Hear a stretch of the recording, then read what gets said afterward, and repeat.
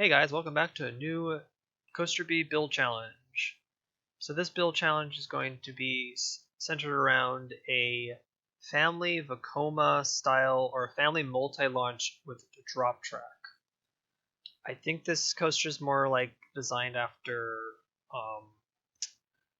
Fire Chaser at Dollywood, so that's what I think this is kind of based off of.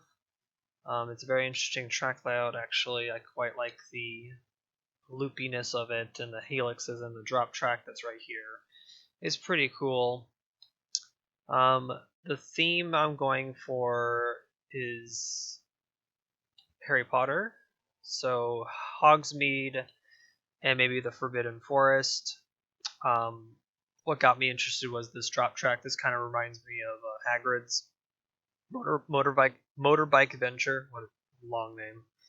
So that was the idea first, was because of this drop track that kind of pointed me to that direction toward that theme. So let's get on to some time lapse. Okay, on to building the first area to Hogsmeade. So figuring out what to do with pathways and some terrain. In mind for the terrain, I wanted to make sure that the coaster was kind of hugging the ground, because the Forbidden Forest is kind of, I don't know, not even, so it's a forest, and so I decided to kind of mess with the terrain and kind of bring the terrain closer to some sections of the curvature of the helixes and things like that, and adding a terrain to like the whole map makes it more interesting looking and stuff like that. So the first things first is to work on the station, because I feel like when you work on the station first, you have one of the biggest things out of the way, because stations are always the hardest thing to build, in my opinion. So once that's out of the way, I can get to doing on some other things, like building, I don't know, some restaurants or gift shops, or maybe some other points of interest, and things like that. Before I go on more of a rant, I will tell you I'm using a couple mods, because the architecture I'm going for, vanilla does not support it as well. So I'm using Shy Guy sets, building sets 1 through 4. I'm using the new shape mod that came out by Engineer, because he has some shapes in there a little bit better use I can use versus the better shape mod, so I'm using that mod. And I think I use a little bit of catwalks and supports to kind of fill in some of the weird supports that behave on this coaster, because supports are still wonky in this game, so I might as well just use some custom supports. So that's now out of the way. We'll get on to more building, as right here I'm messing with the roofing from Shy Guy set. It is a learning curve, so anybody who's new to mods, Shy Guys is a pretty high up there, because he's got a lot of little pieces at different angles, so it's somewhat a little bit difficult to work with, but it is worth it at the end, because I get roofs like this high peak, because kind of what Hogsmeade is very high peaked roofs, because it snows and you want the snow to fall off. So I kind of was like, okay, that works for this roofing, or the roofing that I found from the mod, and I like it. It actually worked out pretty well, and I like that his mod blends in with a regular Parkitect, so it kind of just blends in really well. I'm very cautious on mods that make it not look like Parkitect anymore. So there's a fine line with my decision making with mods, but I do like using Shy Guy's mod. So far it's pretty nice. I'm just here working on the station, just kind of figuring out the basic shape of it. This station, I think, was kind of designed after, I think, Hogsmeade Station, kind of, because it's more brick-based. It has a little bit more decorations on it, and it has the high roofs. So I felt like that would kind of match for this station. Kind of taking a lot of beats off of Hagrid's Magical Creature Motorbike Adventure. I hate that name. I so think that name was too long, Universal. My rant over. I just think it was just too long. They could have made it much more simpler. For short, it's Hagrid's. I did some weird, I don't know, pyramid triangle decorations on the peaks here to kind of give it some interesting look to it. I think this pulled out really well, kind of that medieval look. Again, Harry Potter is kind of a mix between medieval and make-believe and some other architecture. I'm not sure what architecture it's kind of based off of, but I just did my research run by searching up Hogsmeade and Universal Orlando's Harry Potter land and Hollywood's, and I just got a whole bunch of pictures, and then boof, I got my reference, and I just used that and just kind of pulled it from there.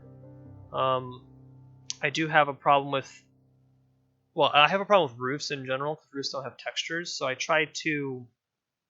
will texture those roofs, I think. I don't remember, this was like a week ago when I recorded this. Here's some of the new shapes that I'm using. It's like a 45-degree cube rectangle. It's actually really nice to do like detailing like at this angle, so it's really useful. I do highly recommend you use this mod. It's pretty useful for things like that. I use that mod quite frequently on some of the snow work that I do on it, but I still use the game's generic shapes as well. I mean, majority of this building is still vanilla, but I have modded pieces to help out with the pieces that I can't replicate.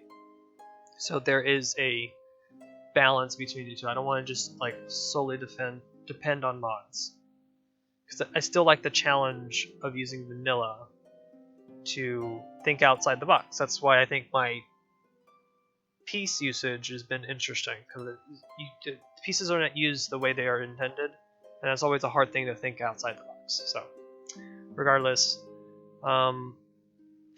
this map in general is actually was more difficult because of how small it was. I think it's a 32 by 33 grid space.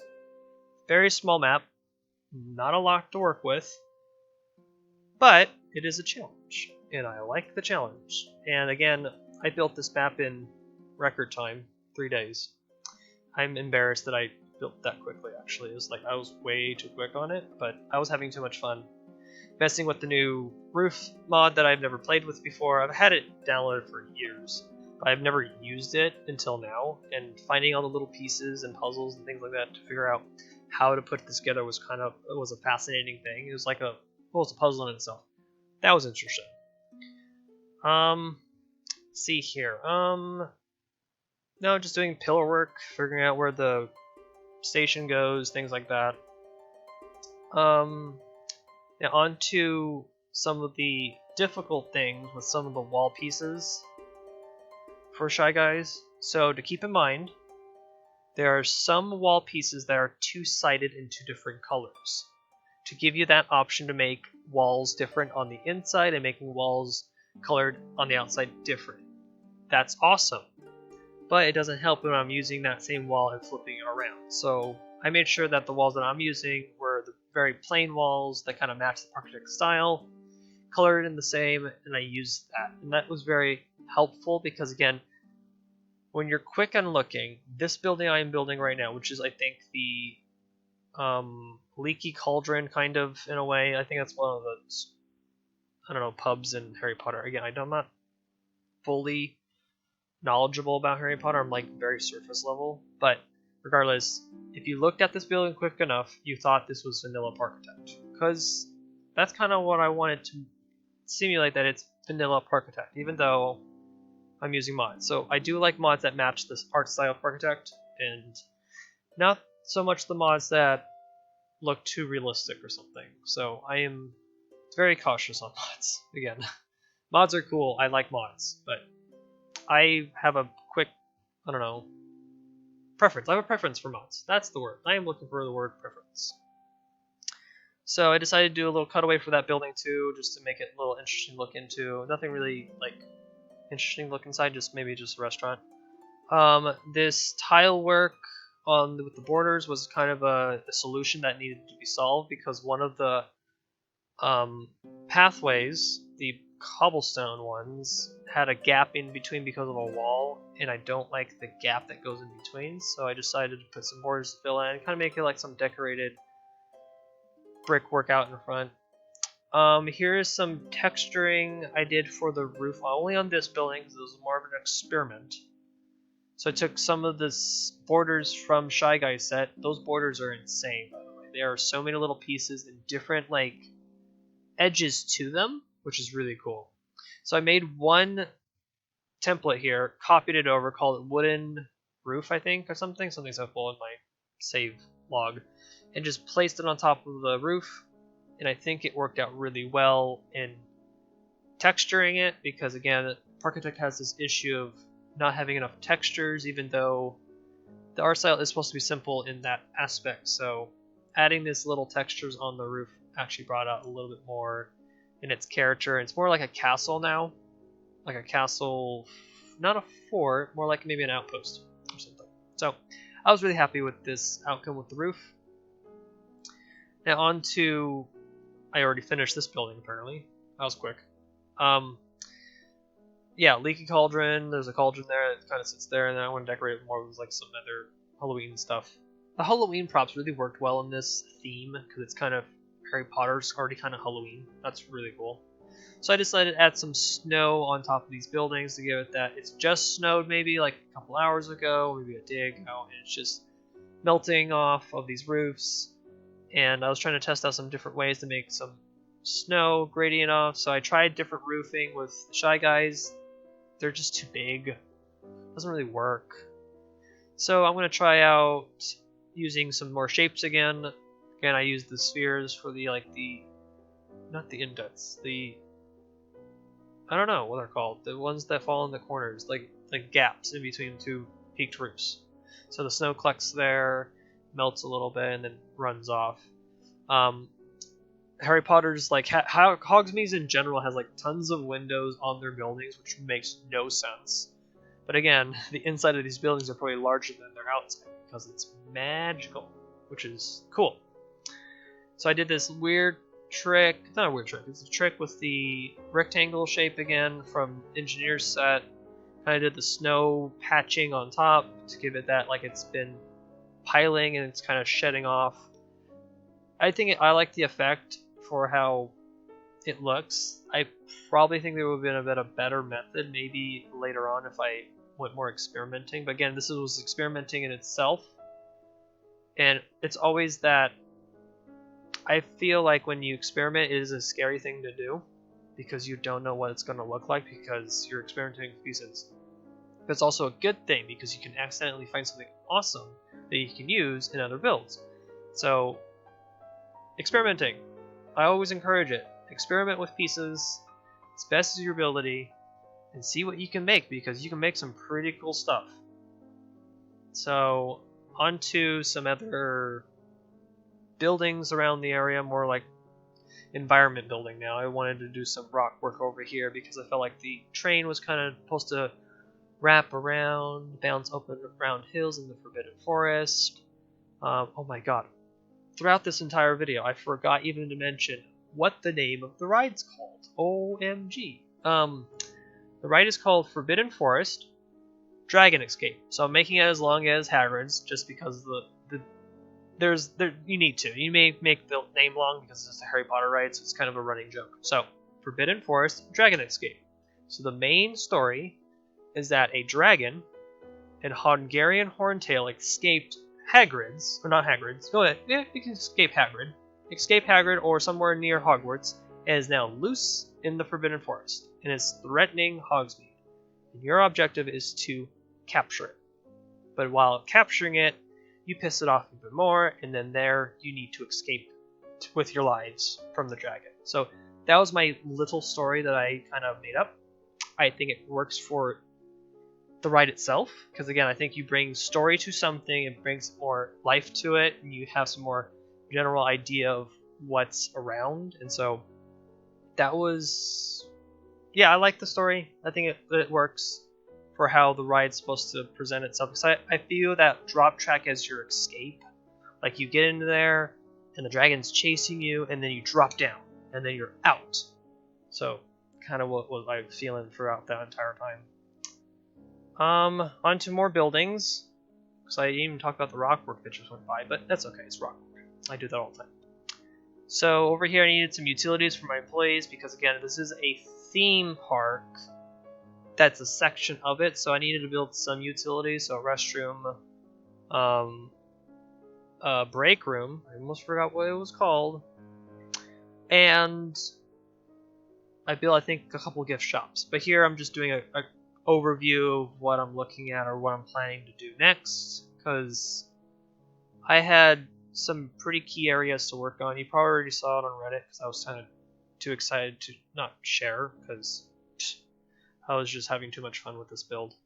I do love these challenges. They're like the best anyway because it gets your creative juices flowing and it gets you to think outside the box and things like that. So it's been a blast doing these. I'm going to continue working on them and work on other projects like American Adventure. I'm also working on that still, so keep an eye out for another episode that will be coming out probably after this one.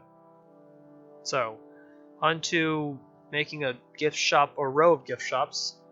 I've looked at how their buildings are kind of like a whole bunch of chimneys. They have a whole bunch of chimneys like London, but it's Hogsmeade. So I kind of did that here with a whole bunch of chimneys in each little building. I was pulling off some wall pieces from the original building because I didn't change roof angles. I used the same roof throughout every single building, but also making sure that every building was different, had their own little character. Again, that's always an important thing to me. Instead of making everything so the same, they have a cohesive theme. Their theme is the painted roofs and the windows, but they have little differences. Like this building will get like 2 shops, yeah, and things like that. And all these windows were really cool from Shy Guy's set. I was like really having a blast using some of the mods, or some, yeah, using Shy Guys in general. So I was just kind of like experimenting with windows and figuring out things like that. What else did I work on?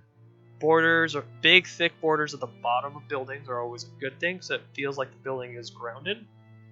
Because if you just left a wall on the floor without, making borders, it looks like the building's floating for some reason. So always, borders are always the way to go.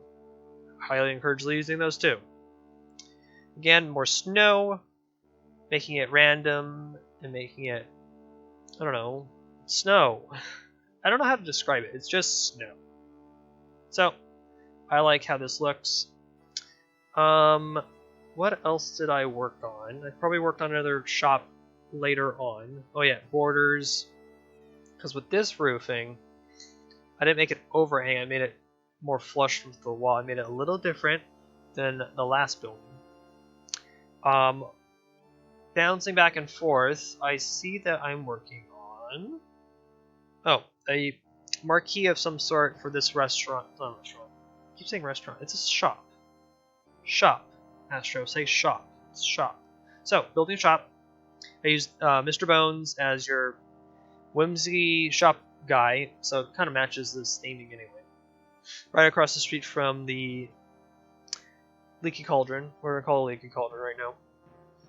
Here I needed to cover up the entrance area. I am building this in Scenario Editor because I needed to cover up that depot more correctly, and if I did not do it in Scenario Editor, the building that I'm going to build on top of the depot would not look correct. So I do this on purpose. So it is a cool way to go.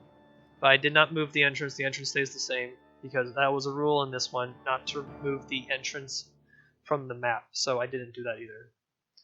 Side note, trees. I used the haunted trees a little bit and mixed with the pines and the blobby tree. Really cool way. Made some of them covered in snow. That's a good way to kind of simulate that snow has fallen, things like that. I do a quick catwalk system for the launch section of the ride. So very quick catwalk, done. Just makes it look realistic, kind of pulls it together. I like it. Because again, OSHA doesn't care what theming you have, they still care about safety. So they will tell you to put that catwalk in anyway. Cool stuff. And then more trees, more snow, grass. Grass piece is a cool piece. I've been loving this piece. I've been using it a lot in my American Adventure, and now I've been using it more often in other projects, and it's really cool.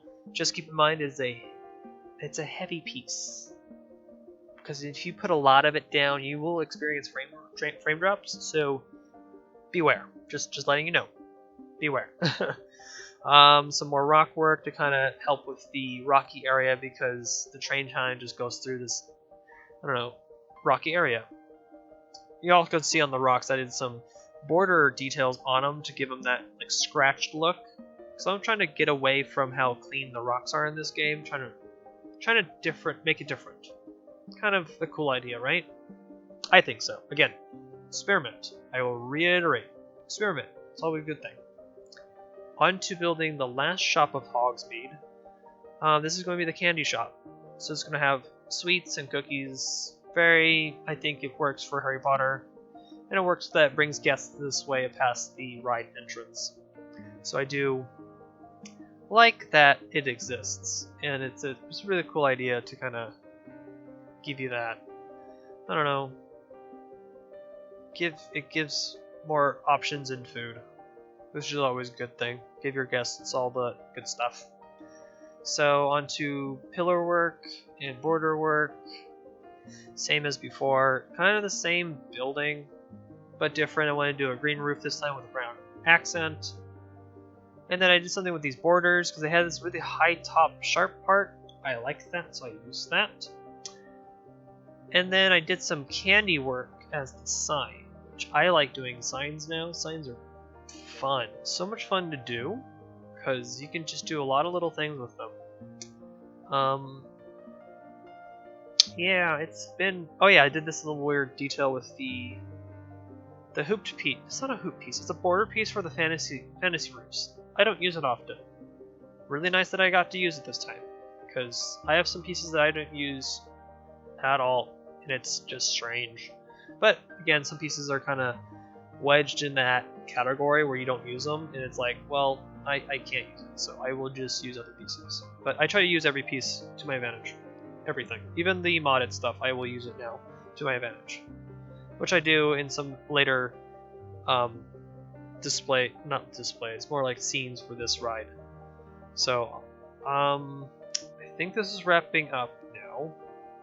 I'm trying to see. Oh yeah, candy, chocolate, cookies, chocolate chip cookies, some gumdrops, some good stuff. I like it. Some peppermint, and it kind of just says candy shop. Welcome, come on in, get some candy, get some sweets, and yeah. So this video will wrap up with a overview of what I worked on, so some close-up shots, and I will then see you guys in the next episode. I hope you like this one.